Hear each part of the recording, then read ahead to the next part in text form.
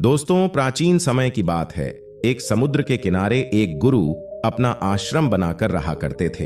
हजारों शिष्य उनसे ज्ञान ग्रहण करने के लिए दूर दूर से उनके पास आकर रहते थे। गुरु का ज्ञान देने का तरीका भी बड़ा ही अनूठा था। शुरुआत में वो अपने शिष्यों को उपदेशों के माध्यम से ज्ञान देते थे। उसके बाद वो अपने शिष्यों को उस ज्ञान का अनुसरण करने के लिए कहते थे। उस ज्ञान को अपने व्यवहारिक जीवन में उतारने को कहते थे। एक बार उस आश्रम में एक सम्राट अपने बेटे को लेकर आ पहुंचा। उस सम्राट ने उस गुरु से प्रार्थना करी कि आप मेरे बेटे को अपने आश्रम में रहने दें और अपने तरीके से उसे ज्ञान दें। उसे इस आश्रम में बिल्कुल भी ऐसा नहीं लगना चाहिए कि वो किसी सम्राट का बेटा है। उसे बिल्कुल साधारण शिष्यों की तरह ही ज्ञान देने की कृपा करें। गुरु ने मुस्कुराते हुए कहा, राजन, ज्ञान इसी तरीके से लिया जा सकता है। अगर तुम अपने आप को दूसरों से बड़ा समझोगे तो तुम ज्ञान ग्रहण नहीं कर पाओगे। अगर तुम्हें ज्ञान ग्रहण करना है तो तुम्हें दूसरों की तरह अपने आप को साधारण समझना होगा। यही ज्ञान ग्रहण करने की सबसे पहली सीढ़ी होती है। तुम निश्चिंत रहो, आज से तुम्हारे बेटे की जिम्मेदारी मेरे कंधों पर छोड़ दो। ये कहकर गुरु सम्राट के बेटे को अपने साथ लेकर समुद्र के किनारे टहलने के लिए निकल गए। आश्रम के बाकी सभी बच्चे उस राजा को देख रहे थे। राजा अपने बेटे को अपने रथ पर बिठाकर लाया था, जिससे सभी बच्चे समझ गए थे कि ये लड़का राजा का बेटा है। इसी वजह से आश्रम के सभी बच्चे सम्राट के बेटे की तरह आकर्षित हो गए थे। जब गुरु सम्राट के बेटे को लेकर समुद्र पर टहल रहे थे तो सम्राट का बेटा अचानक फूट फूट कर रोने लगा, क्योंकि अभी वो सिर्फ 12 वर्ष का था और 12 वर्ष की आयु में उसके पिता उसे अपने से दूर छोड़कर चले गए थे। ये सदमा वो बच्चा सहन नहीं कर पा रहा था। वो नहीं समझ पा रहा था कि उसके पिता उसकी भलाई के लिए उसे उस गुरु के पास छोड़कर गए हैं। उसे रोते हुए देखकर गुरु ने कहा कि बेटा, मैं तुम्हें चुप नहीं करूंगा। हो सकता है कि आज मैं तुम्हारे आंसू पोंछ दूं, लेकिन कल तुम फिर अपने आप को अकेला पाओगे। याद रखना, जीवन में इंसान अकेला आता है और अकेला ही जाता है। जितनी जल्दी जो इंसान इस बात को समझ लेता है, वो उतनी जल्दी आत्मज्ञान के रास्ते पर निकल पड़ता है। गुरु ने अपनी बात आगे बढ़ाते हुए कहा कि जो इंसान अकेला रहना सीख लेता है वही खुद से प्यार कर पाता है, और जो खुद से प्यार करना जानता है वो किसी के भी जाने का अफसोस नहीं करता, क्योंकि वो खुद से ही प्यार करता है। धीरे धीरे तुम आश्रम के माहौल में ढल जाओगे। शुरुआत में तुम्हें समस्या आ सकती है, लेकिन कुछ दिनों के बाद तुम इसे आत्मसात कर लोगे। उसके बाद तुम्हें यही जगह बहुत अच्छी लगने लगेगी। ये जगह तुम्हें अपनी महल जैसी लगने लगेगी। संध्या हो चली थी। समुद्र के दूसरे छोर पर सूरज छिपने लगा था और अपनी लालिमा पूरे आसमान में बिखेर रहा था। बड़ा ही सुंदर दृश्य था और गुरु शिष्य को अपने साथ लेकर आश्रम में वापस लौट आए। उस शिष्य को भी थोड़ी सांत्वना मिली, क्योंकि गुरु की आंखों में एक अभूतपूर्व शांति झलक रही थी। और जब हम किसी एकांतवासी गुरु की आंखों में वो शांति देख लेते हैं तो हमारे हृदय से भी सारा भार हट जाता है। मन एकदम निर्मल हो जाता है। जब सम्राट का बेटा रात्रि का भोजन करने के लिए भोजन कक्ष में पहुंचा तो आसपास के सभी शिष्य उसके पास आने लगे। उन सभी को पता था कि ये सम्राट का बेटा है और अगर हम इससे दोस्ती कर लेते हैं तो उससे हमारा बहुत फायदा होने वाला है। यही सोचकर आश्रम के ज्यादातर ने उसे घेर लिया था। बस कुछ बच्चे जो अकेले रहने का महत्व समझते थे, जो दिखावे में विश्वास नहीं करते थे, वो उस सम्राट के बेटे के पास जाने की बजाय अपना पूरा ध्यान खाने पर लगा रहे थे और एकांत में बैठकर अपना भोजन कर रहे थे।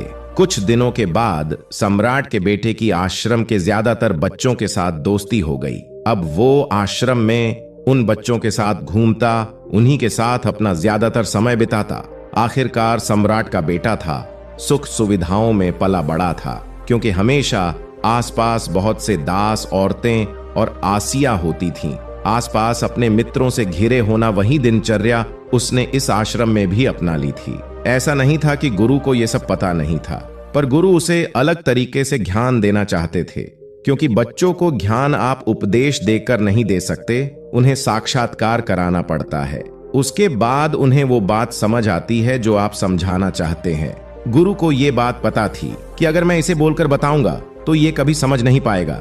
मुझे ऐसे दिखाना पड़ेगा, इसे एहसास कराना पड़ेगा कि अकेले रहने से ही तुम अपनी शक्तियों को जान पाओगे।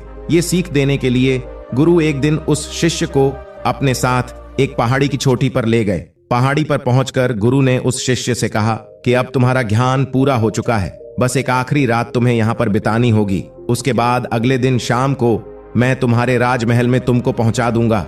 वो बच्चा तो ये सुनकर बहुत खुश हो गया कि अब मैं वापस अपने राजमहल चला जाऊंगा, फिर से मेरे दास और दासियां, सारी भोग की वस्तुएं ये मेरे पास होगी। उस शिष्य ने गुरु से पूछा, गुरुवर, मुझे आज रात आप यहाँ पहाड़ी पर क्यों छोड़ रहे हैं? आखिर मुझे कौन सा आखिरी ज्ञान यहाँ से मिलेगा? फिर गुरु ने मुस्कुराते हुए कहा कि यहाँ पर चट्टान के पीछे तुम्हें छिपकर बैठना होगा। यहाँ पर रोज रात को एक बाज जाता है, तुम्हें उस बाज को देखना है, बड़ी गौर से देखना है, हर गतिविधि देखनी है, और उस बाज को देखने के बाद अगले दिन अगर तुम उस बाज की खूबियां मुझे बता पाए तो मैं तुम्हें तुम्हारे राजमहल वापस भिजवा दूंगा। याद रहे, सुबह आने से पहले एक बात पर और ध्यान देना है।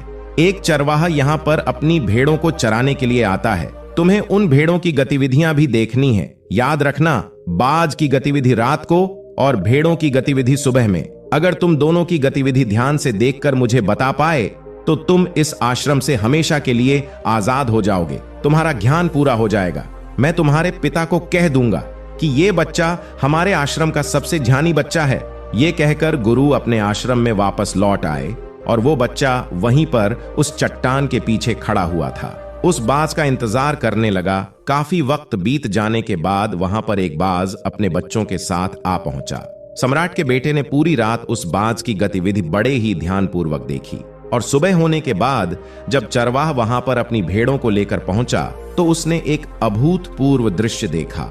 उसने देखा कि वो बाज भेड़ की एक मेमने को अपने पंजों में दबाकर आसमान में उड़ गया। उसने उस भेड़ के बच्चे का शिकार कर लिया था। ये सारा दृश्य देखकर वो बच्चा आश्रम में वापस अपने गुरु के पास पहुंचा। इससे पहले कि गुरु उससे कुछ पूछते, उसने गुरु को प्रणाम करते हुए कहा, गुरुवर, आप आश्रम के सभी बच्चों को यहाँ पर बुला लीजिए।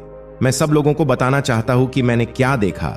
जब आश्रम के सभी बच्चे वहां पर पहुंच गए तो उस सम्राट के बेटे ने कहना शुरू किया कि मैंने अपने जीवन में बहुत से पक्षियों को देखा है, लेकिन बाज उन सभी पक्षियों में से सबसे अद्भुत और सबसे अलग होता है। उदाहरण के लिए, एक तोता हम सभी ने देखा है। तोता बोलता तो बहुत है लेकिन कभी ऊंचा नहीं उड़ पाता, लेकिन एक बाज जो कि हर समय शांत रहता है, वो आकाश को भी छू सकता है।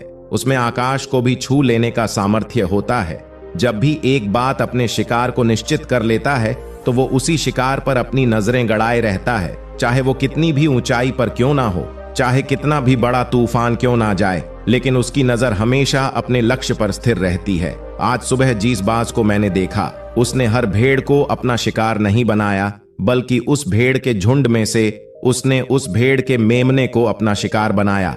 उस बाज की तरह हमें भी अपना ध्यान अपने एक ही लक्ष्य पर स्थिर रखना चाहिए। चाहे जीवन में कितनी भी अड़चनें क्यों ना आए, हमें अपना लक्ष्य स्पष्ट दिखाई देना चाहिए। अलग अलग लक्ष्यों में अपनी ऊर्जा बर्बाद करने की बजाय हमें किसी एक लक्ष्य पर पूरी एकाग्रता के साथ ध्यान देना चाहिए। तीसरी बात जो मैंने उस बाज से सीखी और जो हम सभी को सीखनी चाहिए, वो ये है कि बाज कभी भी दूसरे पक्षी के साथ नहीं उड़ता, वो हमेशा आकाश में अकेला उड़ता है। इससे हमें ये सीख लेनी चाहिए कि हमें कभी भी छोटी सोच वाले लोगों के साथ नहीं रहना चाहिए। आखिरकार हम भी वही बन जाते हैं जिनके साथ हम रहते हैं। इसीलिए या तो बड़ी सोच वालों के साथ रहो या फिर अकेले रहो, क्योंकि जब हम अकेले रहते हैं तभी हम खुद की ताकत और खुद की कमजोरियों को जान पाते हैं। कमजोरियों को जानकर उनको दूर कर सकते हैं और अपनी ताकत को जानकर उसका सही इस्तेमाल कर सकते हैं। लेकिन वो तभी संभव होगा जब हम अकेले रहना सीखेंगे। चौथी सीख जो हमें एक बाज से लेनी चाहिए कि एक बाज हमेशा अपनी सीमाओं से ऊपर उठकर उड़ता है।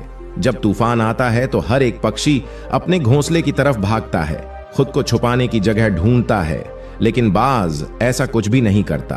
वो खुद की सीमाओं को तोड़कर बादलों से भी ऊपर उड़ने का प्रयास करता है। हवाएं उसे थप्पड़े मारती हैं, पंख उसके बाहरी हो जाते हैं, पानी और धूल की वजह से उसे कुछ दिखाई नहीं देता, लेकिन वो फिर भी आसमान की तरफ उड़ता रहता है और अंततः बादलों से भी ऊपर निकल जाता है और वहां तब तक उड़ता रहता है जब तक मौसम ठीक नहीं हो जाता। अपनी सीमाओं को सिर्फ इसलिए तोड़ पाता है क्योंकि वो समस्या के आने पर उससे घबराता नहीं है, उससे डरकर बचने का प्रयास नहीं करता, बल्कि एक सकारात्मक नजरिए के साथ उसका सामना करता है। जीवन में चाहे कितनी भी अड़चनें क्यों ना आए, हमें उन अड़चनों से लड़ना चाहिए, न कि उनसे डर कर कहीं छुप कर बैठना चाहिए। बहादुर तो वो लोग होते हैं जो तूफानों से टकरा जाते हैं। कायर तो अपने घर में, अपने घोंसले में अपनी जगह ढूंढ कर बैठ जाते हैं। पांचवी बात जो हम एक बात से सीखनी चाहिए कि बाज कभी भी अपने घोंसले में घास के कोमल तिनके नहीं रखता। जो तिनके एक कोमल होते जाते हैं वो उन्हें निकाल कर फेंकता रहता है। उसी तरह चाहे कितनी भी आरामदायक जिंदगी आपको मिली हो, लेकिन उस आराम से ऊपर उठकर अपने आलस्य को तोड़कर जीवन में मेहनत करते रहना चाहिए। जीवन में पसीना बहाना चाहिए, शारीरिक मेहनत करनी चाहिए। अपने घोंसले से कोमल तिनके उठाकर फेंक दो और आज ही अपने आलस्य को तोड़कर निकल पड़ो। हर दिन अपने आप को चुनौतियां दो, हर दिन मुश्किलों से लड़ो, क्योंकि वही मुश्किलें तुम्हें मजबूत बनाएंगी।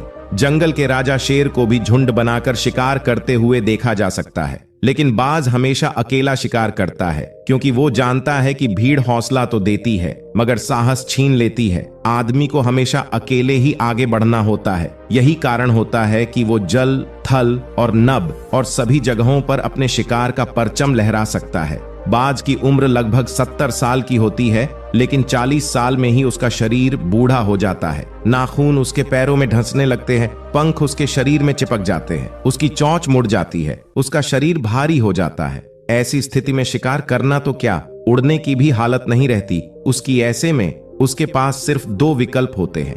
पहला, या तो वह खुद की इस अवस्था को स्वीकार कर ले और भूखा प्यासा मर जाए, या किसी दूसरे जानवर का शिकार बन जाए। और दूसरा विकल्प ये होता है कि वो 6 महीने एक बहुत ही दर्दनाक प्रक्रिया से गुजरे और खुद को फिर से पहले जैसा मजबूत बना ले। लेकिन बाज तो बाज है, वो दूसरा विकल्प चुनता है। इसके लिए वो खुद को एक बहुत ही ऊंचे पहाड़ पर ले जाता है, जहां वो पहले अपनी सोच से अपने सारे पंख खींच खींच कर उखाड़ देता है और फिर चट्टान पर पैर मार मार कर अपने पंजे तोड़ देता है। उसके बाद उसी चट्टान पर अपनी चोंच को पटक पटक कर तोड़ देता है और इस लहूलुहान अवस्था में खुद को दूसरे जानवरों से छुपाता फिरता है। अगले 6 महीने तक वो इसी दर्दनाक प्रक्रिया से गुजरता है और इंतजार करता है नए चोंच, नए पंख और नए पंचों का। तब फिर वो अपनी नई जिंदगी शुरू करता है और निकल पड़ता है अपने शिकार पर और अगले 30 सालों तक फिर से राज करता है। इसीलिए समय आने पर हमें भी अपनी पुरानी आदतों को छोड़ना पड़ता है और कुछ नया सीखना पड़ता है। समय के साथ बदलना पड़ता है, अपने आप को तैयार करना पड़ता है, वरना हमारा भी शिकार हो सकता है, हम भी पीछे रह सकते हैं। इसके बाद सम्राट के बेटे ने भेड़ों की विशेषता बताते हुए कहा कि भेड़ हमेशा झुंड में चलती हैं। उन्हें झुंड में एक साथ चलने से हिम्मत मिलती है, लेकिन जैसे ही उन पर शिकार होता है वैसे ही वो भीड़ तितर बितर हो जाती है और उस पूरी भीड़ में से एक भी भेड़ अपने साथी की मदद करने के लिए वापस नहीं लौटती। तो इससे हमें ये सीख मिलती है कि हमारे साथ कितने भी लोग खड़े हो, किसी पर भी यकीन नहीं करना। यकीन करना तो खुद पर करना, क्योंकि बुरा समय आने पर वो भीड़ कब तितर बितर हो जाएगी आपको पता ही नहीं चलेगा। गुरु को प्रणाम करते हुए सम्राट के बेटे ने अपने गुरु से कहा कि गुरुदेव, अगर मुझसे कोई सीख रह गई हो तो कृपया करके आप बताने की कृपा करें। गुरु ने सभी बच्चों को संबोधित करते हुए कहा कि ये सभी बातें जो अभी इस बच्चे ने बताई है सब सही है, लेकिन ये सारी खूबियां आप लोगों में तभी पैदा हो पाएगी जब आप अकेले रहने का अभ्यास करेंगे। आपने देखा होगा कि बाज कभी भी किसी दूसरे पक्षी के साथ नहीं रहता, ना ही किसी के साथ अपनी जोड़ी बनाता। वो आसमान में अकेला उड़ता है और अकेला उड़ने की वजह से वो अपनी ताकत और अपनी कमजोरियों को जान पाता है। इसके बाद गुरु ने अपनी बात खत्म करते हुए कहा कि मैं आज रात इस सम्राट के बेटे को इसके राजमहल में छोड़ने के लिए जा रहा हूं, क्योंकि इसके सीख यहाँ पर पूरी हो गई है। और ये कहकर गुरु उस सम्राट के बेटे का हाथ पकड़कर राजमहल की तरफ रवाना हो गए और बाकी के सभी बच्चे उन्हें पीछे से जाते हुए देखते रहे। धन्यवाद।